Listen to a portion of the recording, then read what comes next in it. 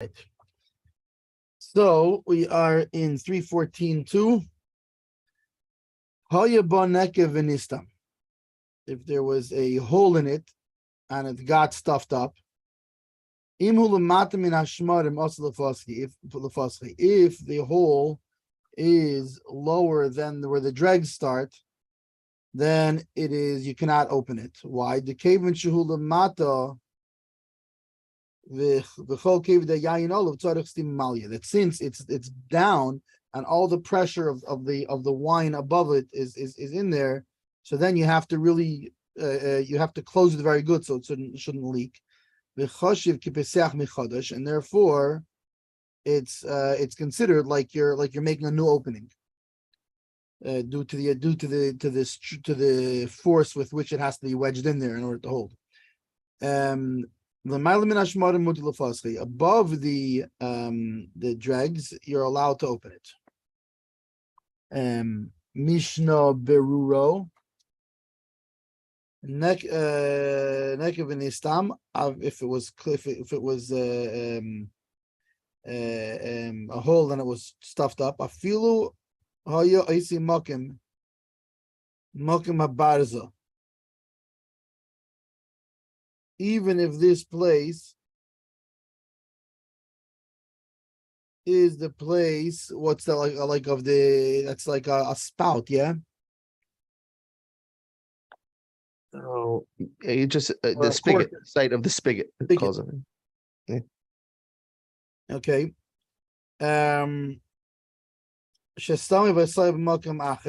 he stuffed it up and now and he made the spigot in a different place.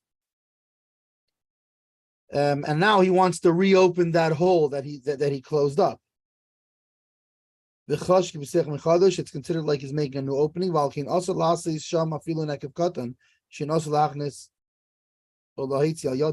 And therefore, in other words, it's mamish considered making a new opening. You can't even make a small hole, like we said before, that there's certain cases that you can only make, that only the problem is more so making a hole that you can put in and take out. In this case, even a small hole you can't make because it's like making like a new hole, mamish. Right? But if it's above this level, he's allowed to open it. You want to do the notes first? Or? Well, it's a small. Okay, yeah, they're small ones. Okay, fine, yeah. So meaning he's saying here, the hole that you're making, it doesn't make any difference what size the hole is. If it's a big hole, if it's a small hole, if it's above the place of the dregs, then you would then you're fine, because it's not considered you're making a new opening at all. If it's under this place, it's considered a new opening, and even a small hole you wouldn't be allowed. Nates. So so on the side of the spigot, it said basically that is the piece of wood that's used to plug that outlet in the jug, or the hollow rod that served as a faucet. So in many cases, it was a separate piece you put on or in. It wasn't like right. It wasn't built into the structure of the jug of the container. Like we think of this part of the straw, yeah. The spout, yeah, the shaped spout. This was like a separate thing you put in a pour. Which, by the way, you have those. There are those that they have for wine bottles, so that it like aerates. Like right. You can just put on the top, and it pours better and slowly, and so it can oxidize whatever. And then there's another note from the Siman. So he said that basically they made the spigot hole in a different place, and now he wants to like reopen the original hole. One might have thought that since the original hole was the side of the spigot, it's viewed as if it is open even after it was sealed, and that it would therefore be permitted to reopen it even if it is below or at the level of the sediment. The Mishnah therefore teaches that's not so. It's clear from the Ramah's comment. This is clear from the Ramah's comment on Sif Dalet, which we'll see. So Shulchan rules that if a spigot broke such that it's now stuck in the hole and wine cannot be extracted, you can bang against it with another spigot until the first one falls into the jug, and thus position the second one into the hole. Which that kind of reminds me of when people, or like with old corks that like crack off when you're in the middle of like trying to pull it out. So you just knock it into the wine. Maybe a couple pieces of cork will float around, but whatever. So the Ramah qualifies this ruling and states that it does not apply if the spigot hole is level with the sediment. As stated in as we just said. Clearly, then the Rama understands that the case in our passage in Sif Beis is even where the original hole was the side of the spigot. Prima Gadim questions the Rama's extrapolation from our Sif to the case in Sif Dalid. Here, the spigot hole was permanently sealed. And the owner now wishes to reopen it. In the case in Sif Dalid, the spigot was meant to be removed and put back on a constant basis. So like modern day corks, I would say. The owner did nothing to show that he is not interested in that hole. The Prima Gadim derives from this that aside from the temporary nature of the seal, another element must be in place in order to permit reopening the hole. The seal must be weak. In Sif Dalid, though, the spigot positioned at the level of the sediment must be inserted strongly so the weight of the wine does not push it out. Because you have all this pressure from the liquid. So it's therefore usher to remove it. See the bush and see the David. Interesting. Okay, and then on Mishna Berura Dalid, so he said if it's like making a new, so it's usher even a small one because it's not meant for both insertion and removal of the contents of the jug. So making a hole that serves to either remove the contents of a vessel or to place things inside it is usher derabanan. Again, we're talking about a vessel, so when it's a small kli, basically, right, that's only an usher derabanan. Due to concern that one might make a hole that serves both functions, which is usher deraisa. So sorry, you can't do either one. Because even though technically if it's just one of them, it's fine, Deiraisa. But the Rabbanan said, no, we don't want you doing either one because you might end up doing it for both. And it's also Deiraisa to have it do both. Right. Both. So basically in this case where it's making a new hole. Right. So here we see he's saying it's even also to reopen, right, even just to reopen a single purpose hole with sealed strongly, that would be awesome. Right. Even though it's not initial opening, just the reopening it, and it's only a single hole, but still the Xander would fall because you're worried. Yeah, maybe it's reopening. It's still an opening. Reopening is still an opening. In other words, you still have a Derabanan problem, even if you don't have and we're worried it would be both ways. Right. So the Moshe Feinstein rules that contemporary milk cartons whose openings are glued shut by the manufacturer. So again, we're talking not with the twist simple cap in the middle, but on the side, the way you would properly pour, you open that up. So it's glued shut. So and then you're supposed to open it and then you fold it out and then it's a spout. Right, like the little for those who don't have those kind of milks regularly, think of like the little Tropicana orange juice boxes. Same thing where you have technically any of those cartons nowadays still have that function, but they added that little thing because I don't know, people got dumber, I guess. I don't know. No, but I guess they added the screw thing. They basically added the little twist off cap so that people could reseal it. Golden Farms or whatever, They have like the bigger orange juice thing, and it doesn't have the twist off. Oh yeah, it only has the. Yeah, I think it just has the. It's funny, I can't think of it. The only thing I can picture that still only like has that function are some creams, like some coffee creams, are like that, or like Rich's coffee creamer, the whipped Rich's, but the milks, the cream, still come like that also. Yeah, interesting. Oh, there you go. So he reasons. And basically, so he says they're glued shut by the manufacturer and reopened, so it's a reopening because they're made at the way they're made is open, and they're glued shut by the manufacturer, and then the customer reopens them, thus forming a functional spout. So you can't reopen those on Shabbos. It's a reopening to what we're talking about. He reasons that the opening is comparable to a sealed opening of a jug below the level of sediment, even though it's technically not, right? It's above all the liquid. But he's saying it is parallel to that since the manufacturer seals the opening tightly so that no milk spills out in the event that the cartons are overturned. So it's counted as if it's below the level of the product, even though technically it's above the level of the product. Which is again, this is such a Jewish halachic Talmudic brain of the definition of something. What's is mean? Like, what do you mean below? Because it's above, it's literally simple. No, but when you're pouring it, it's below. Yeah, that's not what that means. When we say it's below the sediment, what do you mean by that? What do you mean by that? And I feel terrible sometimes when I'm talking to my wife and she says something to me, and I do this because I'm trying to understand her. But I'm sure it comes off really annoying to her when I'm always going, wait, what do you mean by that? Like, what do you mean you're upset because I didn't take out the garbage? Like, what do you mean I didn't take out the garbage? What do you mean you're upset? Like, what do you mean? I'm not trying to uproot what you're saying. I'm not trying to cheapen it in any way. I just want to understand it better so I know exactly what it is I did wrong. but it doesn't. It makes most people very frustrated. But with halacha, we do this all the time, where we're trying. Wait, what are you talking about? And so Ramesh is saying it's comparable to what we mean when we say it's below the sediment, is because there's certain ramifications of how it affects what kind of opening it is. Meaning, because there's pressure, it's the tight seal, so that it doesn't spill out, which is so important. That explanation of what does it mean below is why, because you're going to seal it tighter so that the product doesn't spill out. So Rabbi Yisrael says, well, if that's the definition, then something, even when it's sealed on top, it's only sealed as tightly as it is so that it doesn't spill out in case it gets turned upside down. Right. So he says, so that then it's the same. So see there as to whether the opening has the status of single or dual purpose opening, since occasionally one pours milk from a different carton, which is almost empty, into a new carton. Right. You marry the bottles, like they say. Yeah. Right. I do that with wine all the time. Just pour, or mashke, like, why have separate open things? Just keep it simple. Especially because I don't care about the taste of mashke. So I'll mix, different scotches. I feel like milk that's less likely though, besides for in like a commercial setting.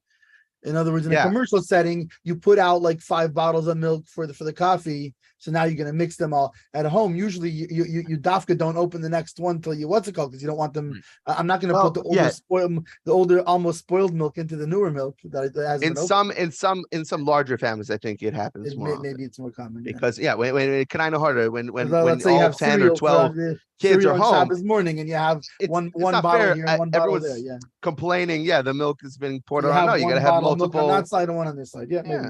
My in-laws table, we have a weekly family dinner. There's not one pitcher of water. There's 5 pitchers of water running down the table. So everyone, and you're not getting up and refilling it all the time. So if there was a breakfast, I don't know the last time we did a breakfast together, but let's say it was a Shabbat breakfast or whatever. I'm sure there were multiple bottles of orange juice and cartons of milk and cartons of orange juice and bottles of milk, because we don't do cartons of milk anymore. But yeah, there was like multiples. And then at the end of the breakfast, I can almost picture myself like pouring the orange juice carefully into the other carton, so that instead of having multiple half or 3/4 full, just have, but yeah.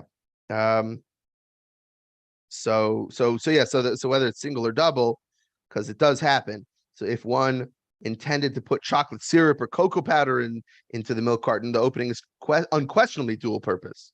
If taka, which that happens all the time too, make no chocolate milk. You pour a little syrup in and you shake it up. Now it's absolutely. Now it's for sure to go in to take out. Straight up. It's in and out. Stuff went in, stuff went out. Yeah. And see also footnote D, which is on the next Mishnah Berura. Did you do Mishnah Berura Tezvav? Did I? Yeah. He said it's the opposite of Yudal. Yudal said that he's not allowed it even if it's a small hole. Tezvav but when you're allowed, you could even if it's a big hole.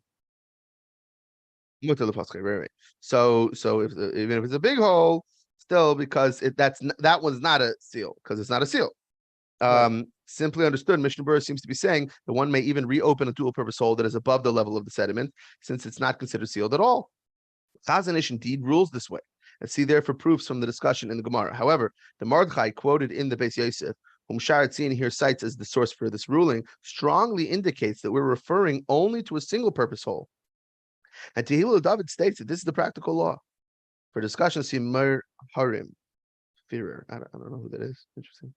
At any rate, a practical application of this passage is that one may remove sediment that built up in the holes of a salt shaker. Oh, that's interesting. Yeah, so it gets like stuck, nothing's coming out. Since it's not viewed as a strong seal, those holes are certainly only single purpose. I feel like there's some joke or something I'm forgetting where the guy was like, I spilled the salt. Took me hours putting each grain through those tiny little holes. Or like, someone was given the job to fill the salt shaker, and the guy took me forever putting those little things through those little holes. No, you unscrew it and then you fill it up, or from the bottom. So basically, what the Mishnah Berura is saying here is, if you have a dual purpose, you have a deraisa level sort of problem. If you have a single purpose, you have a derabbanan level problem. But here, it has nothing. What it has to do with, is it a seal? Is it's not a seal? If it's not a seal, you don't have not your deraisa level problem and not your derabbanan level problem. Well, so that's one side. But even the derabbanan, what kind of hole it is, you have either that problem or that problem. Right. Well, so basically, if there is a seal, your concern you have to figure out is it one-way or two-way traffic? Right. If there's a concern, if there's a risk that it could be some type of two-way traffic, then you have to be machmir and not do it. But if it's clear that it's only one-way traffic, even though there's a seal, like the salt shaker example or whatever, then fine, you can take a toothpick. No, but the salt shaker example is because it's not a seal. It seems like if it is a seal, he says even a well, he said it's not a you strong can't even seal. make a one-way His hole. whole thing, the way this note is saying is that since it's not a strong seal, because it's single purpose. Right. So it's something. So it is a sealed top or whatever, and it is stuck. Let's say the sediment seals it. You can pop if it's holes. Not a strong seal, he seems to be saying that even a hole that's big enough to do dual purpose. That's what I'm saying. If it's not a seal, that's what I'm saying. There's two components. There's the seal, and then there's the traffic. Which way? What I'm saying is, but the traffic only. If it's not a seal, then it doesn't matter. Then who cares what the traffic matter. We don't care what the traffic is. Saying, now, once you have a seal, the question is are we talking about a deraisa or a derabanan? And that's the derabanan, and that's what I was bringing out. Is that even if so by the derabanan, what are you looking for? What's the derabanan? You're looking to make sure the derabanan is we're trying to stay away from the live wire, stay away from it being a two-way traffic. But if it's clear that it's only one-way traffic, then you don't have to worry about the derabanan, even if it's a strong seal, a weak seal, whatever. It doesn't. Yeah. Meaning if it's impossible that it should come to being a two-way thing, basically. Yeah. It's only so you're not gonna. There's no risk that this could be two-way function. Yeah. Which. Yeah, kind of like I'm thinking, there are certain like types of spouts that are like that. They're not. It's impossible for them to be two-way. For example, one example I gave before was the spigots for wine. It only to aerate. It only pours out. You can't fill.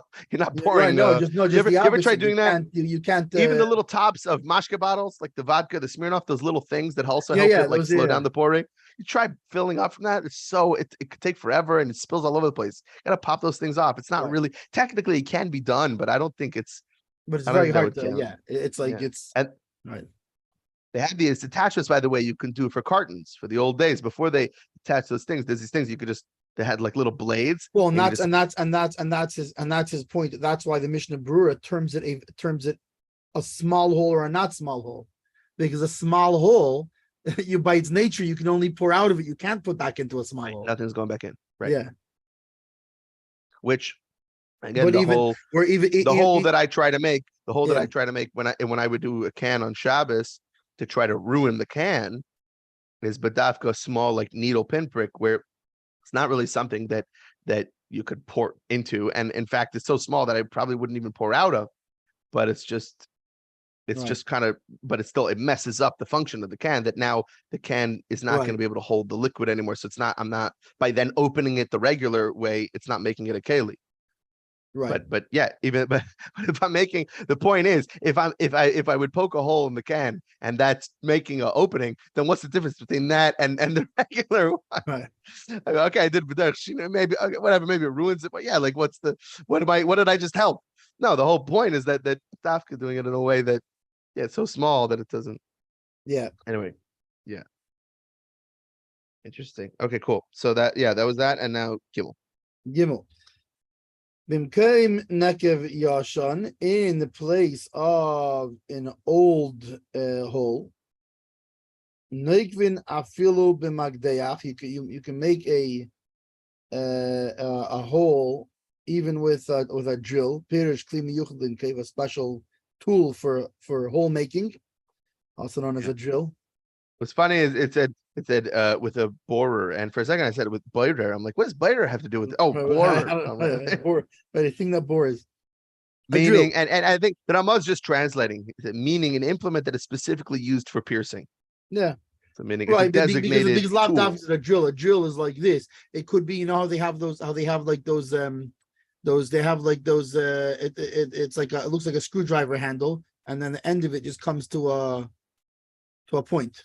So it's not so it's not really a drill, but it's made for it's a borer. What if I use my key, and I just use that to poke a hole in it or something, But no, he's saying even a designated tool you could use. Right. For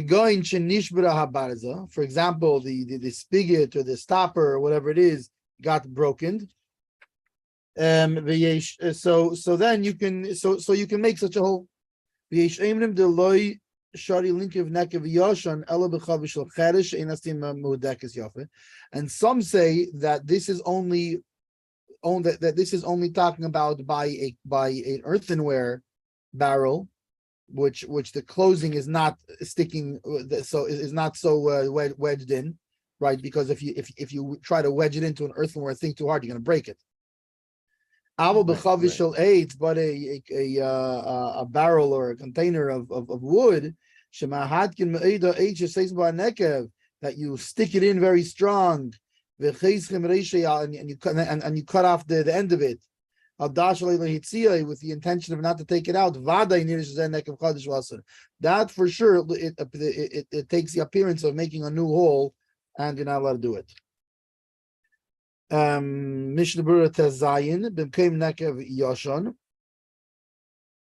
in the place of an old hole. Bein shanekev hoya gadol or katan, whether or not it was a big hole, whether it was a big hole or a small hole. But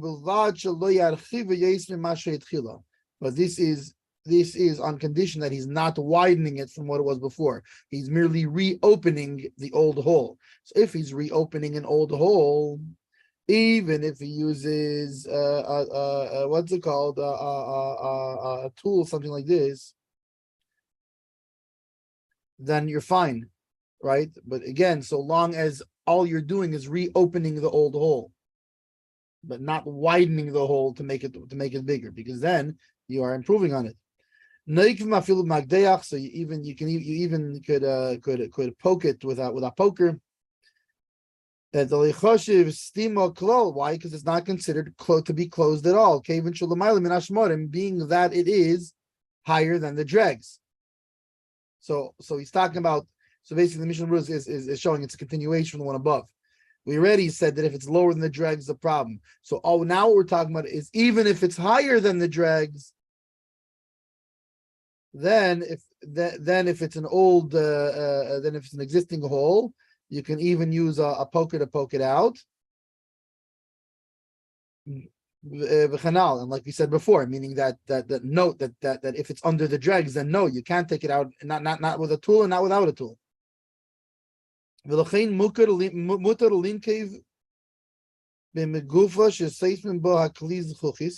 therefore you can poke a hole in a cork that you close up a glass vessel, shekadin shtapki. It's called a shtapki, which it's that's like a stopper, a stopki. Shtopki. Even in a vessel that is made for this. And that's not a problem. Why? Because it's not considered a proper a closing, and it's not considered a sealed closing. Like it broke the barza. Noka dovra heve, v'hu adin moyanek v'mokem acher shenistan. So meaning he's talking about like one particular scenario. But the same thing would apply in any sort of meaning the Mishnah is saying lav dafke mokim abarza, that lav dafke by this spigot, but that's he's just giving an example of it. For example, it broke, but it could, but so too any sort of hole that was closed up. You test Mishnah Berura v'yeshemim delay shari. There are those that say that you're not allowed to, besides for an earthenware. This is what the kolbei says. The Elirabba says that other Paiskim argued on this. And the Elirabba paskins like them.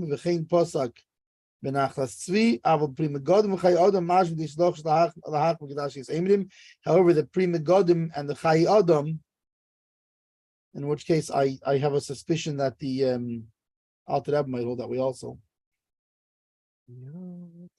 They are it sounds like you should be machmir according to this opinion that says that in earthenware, yeah, but not in wood, because in wood it's you jam it in harder and it's it's a more permanent type of closing. Because you just brought it up, I'm just gonna the note brings up the Sharatzian brings Shulchan Aruch Harav states the one may be lenient in a case of great necessity. The Aruch Shulchan also so says the same. So but it seems like he holds, because what do they say? They say that you should be machmer. It's machmer. So I think so it would sound like the Alter Rebbe holds. But that seems like a very familiar. They would hold the same way, like what the Alter Rebbe say. It feels like a very familiar psak of you should be machmir towards that, but you can rely on the Yeshemrim being that we have a Yeshemrim, you can rely in a Spitzer Gadol. It sounds like a very familiar thing from the Alter Rebbe, like to say that a lot, like where the right thing, the path to take is this, but you can rely on the Yeshayim for well, it's like we were talking about last night in different shir. The idea, I mean, it was a whole different sugya, but it was the idea of, okay, what is it that you have to do? But now la halacha, what if something comes up? You still it's like a gadol. It's people who are just beginning their journey. So now it's not a question of the machmirim; it's a question of what's the basic halacha here. But it still has to be la halacha, which, by the way, that's the whole debate amongst a lot of people but it still has to be la halacha. That means la halacha, meaning it has to be how people actually paskin. It's not just lit. There's a das in Torah, there's a Tosfos, there's a svara, there's a havamim in the Gemara, which that is, there's a lot of debate about that. It's about certain people who do that, and I remember hearing about someone who does that in the world of kashrus, who relies on certain kulas, and someone once said that he only does this because he himself wouldn't eat of such things, but he does it for things that he feels they're gonna do it either way, and they're gonna, if not him, they'll go to somebody who's not halachically even a kosher rabbi at all, and at all. At least here there's a das, there's a daya. Okay, at least it's according to somebody, which is a controversial thing, because at what point, better than actual, because at what point do you draw the line and say fine, but so let them use so that's exactly what I was leading to. I think there was like, and it connects to what we were saying last night. The problem is when you start doing that, it's also sitan ever mishul, because how do you know that that's what would happen? Maybe if you would actually tell them, no, this is not right, we have to do more, they would say, okay, then fine, let's do more, let's do better. Or on the consumer, maybe the company wouldn't, but then by putting your name out there, other people out there aren't doing better. Right, not only that, and then there's other people who they don't know they don't know your specific hulas, they just know you, and they say, no, I know who that is, he's a valid which rabbi. Is why, talking about. Right, which is why I like Rabbi Oberlander quoted. I don't think he said who, but he said there was a Rav who he knows that Bechlal, he was known to be a very machmir Rav, very starker Rav.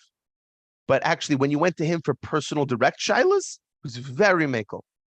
Very mekel. Right. In other words, when it came to what he said publicly, Bechlal, the way to go ruling is this is how we rule. Okay, now for you, now you have a problem. Now you have a problem. Right. This happened, and this thing fell into your pot. Now what do? Okay, that's the whole right. Bishalal, no showers, you should just jump into the mikveh. Oh, wait, for you, it's okay. You could take a few showers a day. It's the summertime, it's hot. Go ahead, take your time. Go ahead, use soap, use body wash, take a bath. Trust me. I know you. You walked into my office to ask me the question, and I smelled it. Oh, take a bath. even light the candles, even put on the mood music, even though it's the 9th day. Whatever it takes. It's Pashut Sakanas Nefashis. It gets you into the tub. No. All right, notes. You got to know what's what. How to it's very interesting. Brings that a very. But you have to even in other words, it's funny to be machmir is not where it takes where it takes a rov that knows more. It's when it's when it comes to be makel that you have to really know the lines, and you have to really know in what situation it's okay to be and not okay to be. And you have to also, part of it is a backbone, because you have to stand, the bottom line is it's halacha. The same time, which is why you need to know more in order to be makel and not cross the line than you do to just be machmir. And to be honest, that's what I've heard about certain rabbanim. When I've heard it talked about the greatness of certain rabbanim, they're not talking about when they said things were machmir aser. It's how they were able to figure out that it was makel and the kulas. I remember Rabbi Levitansky, all of a sudden being known as someone like that, and someone, there was another Rav who once heard someone asked him, says, I heard Rabbi Levitansky said this, and this Rav said, I don't have such big shoulders as Rabbi Levitansky. Yeah. I don't know. Basically, like, I don't know how he did that, but not saying like, I don't know how he did that. You know, it's not right. But He's I like, don't I don't know okay, the. I'm Not only not that, it as means good as also him. it means also I don't know under what situation, because remember, once you're getting into those No, things, absolutely. That, because yeah. the more you get into where you need Hatarian, right, the more all the little details of the exact Context. scenario come into play. And Context one matters. and one little, even whatever the theory that went down to it, one little change of one element, and all of a sudden your whole thing is that your whole header is gone, because you don't have you're missing changes. one element. So yes, that's which is why it's very important. It's not just, oh, somebody said it's you have to be able to pass it on every scenario based on the exact specifications of that scenario. That one little thing just remind me of my father was interviewed. There's a short film called Kosher Cop, and it's about my father in Hashgacha. And he says he likes the Columbo method of kashrus. Columbo is a very famous, TV detective, and the whole thing was it'd be this whole case, and at the end, it'd be like as if he didn't figure it out, and he'd be about to leave, and then he'd turn around and go, wait, one more question. And then with that, like one little thing, that one little detail, he'd unravel the whole case, thing, the whole mystery. And I was like, one more question, just one more thing. And my father was saying, because that one thing, it could change everything. Right. Suddenly it all changes. Like, so yeah, exactly. Anyway, so speaking of one little things, let's jump into the to the nights. So first of all, we said the first, the pre-existing hole. The hole was small, whatever, as long as it doesn't expand more than it was initially. We've previously learned that one may not expand an existing open hole due to concern that one might do so in a chicken coop, thereby creating a dual-purpose hole. We said before about poking open a hole in a chicken coop for both air as well as light. If it's just light, that's fine. But if also air, you want it to air out, you want that's where it gets problematic. And then the Mishnah Berura here rules that the same applies to reopening a sealed hole. One may not expand it beyond its original size. This is in contrast to the Beis Yosef, who permits reopening a sealed hole above the sediment level while making it wider than its original size. Pri Megadim explains that since one is not focused on expanding the hole but on opening it, I'm not trying to widen it, I just want it open. We impose no decree due to concern for expanding a hole in the chicken coop. Another reason, which is usually why, that opening should be done without like a measured opening. Just stam, you just poke a hole, you stab it, whatever. Just stam an opening. Another reason is that since holes in a chicken coop are not typically sealed and reopened, reopening a sealed hole bears no resemblance to any comparable act done to a chicken coop. Nonetheless, the Mishnah Berura follows the consensus of Achreinim who forbid it, or Machmir, and it's just too nervous. It's too close to maybe opening that hole that is a two-way street. Okay, so then continued on and said, you can pierce even with a borer or drill because it's not a seal at all, since it's above the sediments, as we said before. So in this sif, Shulchan Aruch is teaching us that you can even use an implement specifically designed for this. Now, Shulchan Aruch rules that one may not grate cheese with a grater, over back in 321:10. As Mishnah Berura explains, although the malacha of toichin, grinding, does not apply to cheese since it does not grow from the ground, rabbinic law forbids using the grater because it's an uvda dechel, a weekday type of activity. Since one is using an implement that is specifically meant for grinding, it resembles using a mortar and pestle to grind spices, which is forbidden by biblical law under toichin. Why then is one permitted to use the Berura, which is a tool that is specifically meant for opening holes, to reopen that hole?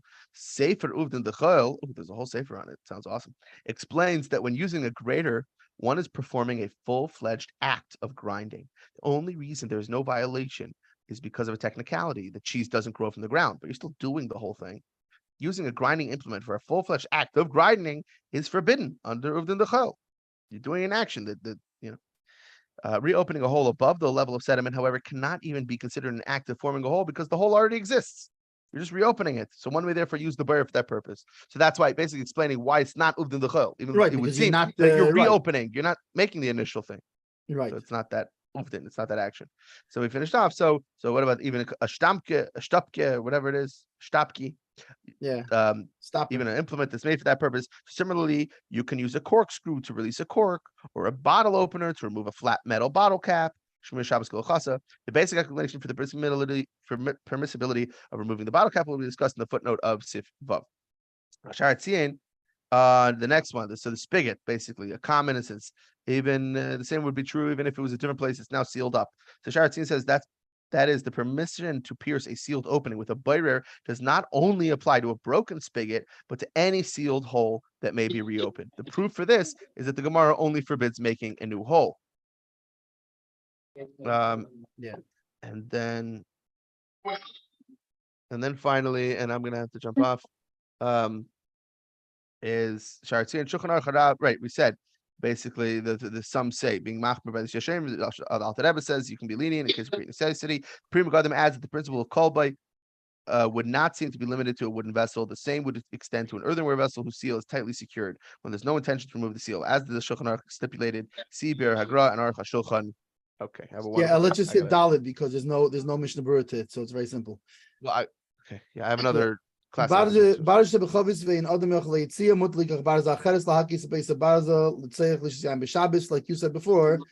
the notes that a spigot that is stuck and you can't take it out, you're allowed to take another spigot and to smack it so that you can drink wine if you needed to drink wine for Shabbos. And the Ramah adds, this is all talking about. We already established that if it's under if it's level to the sediment, that you can't do it. So all of this is talking about now, even one that's above the sediment. These are the ways that you can and can't do it. So we'll continue later, Mitzvah Hashem, with Seif Hey. It's good. All right. Good to everybody.